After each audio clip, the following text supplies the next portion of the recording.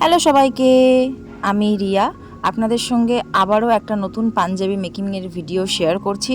তো এই পাঞ্জাবিটা আমাকে দিয়েছিল একটা বোন তার দাদার ছেলের জন্য। তার বয়স হয়তো 4 থেকে 5 বছর হবে। তো সে আমাকে একটা রেফারেন্স পিকচার দিয়েছিল, বলেছিল যে দিদি তুমি পাঞ্জাবিটা পুরো সেম টু সেম করে দিও। তো আমি একদম সেম টু সেম করিনি, একটু ওখানে আমি আমার মতো করে আলাদা একটু করেছি। তো প্রথমে এখানে আমি যেটা করেছি, ফার্স্টে আউটলাইনগুলো করে নিচ্ছি যে এর মধ্যেই আমি কাজ করব।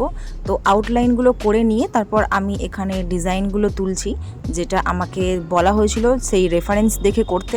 তো আমি এইটা টোটালটা রেফারেন্স অনুযায়ী করেছি, কিন্তু কলকাগুলো একটু আলাদা করেছি। এবার রেফারেন্স নিয়ে একটা ছোট্ট কথা বলে রাখি, রেফারেন্স নিয়ে যদি আমি কাজ করে থাকি তবুও কিন্তু কাজ আলাদাই হবে। কারণ আপনি যার রেফারেন্সটা দেবেন না, তার তুলির টান আলাদা, তার কাজ করার প্যাটার্ন আলাদা, আমার তুলির টান আলাদা, আমার কাজ করার প্যাটার্ন আলাদা। হয়তো তার কলকার ডিজাইনগুলো আমার ডিজাইনের থেকে ভালোও হতে পারে, বা হয়তো আমি তার থেকে ভালো করতে পারি, হতেই পারে। ঠিক আছে, কারণ দুজনকার হাত তো সমান নয়। তার হাত তার মতো করে সে কাজ করে, আমি আমার মতো করে কাজ করি।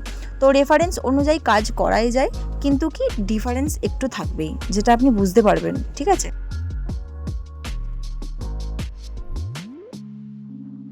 তো কথা বলতে বলতে এখানে আমি প্রায় কাজের শেষের দিকে চলে এসেছি। এখানে আমি হাতাটার মধ্যে কাজ করছি, হাতাটার মধ্যে এখানে আমি ডিজাইনটা তৈরি করছি।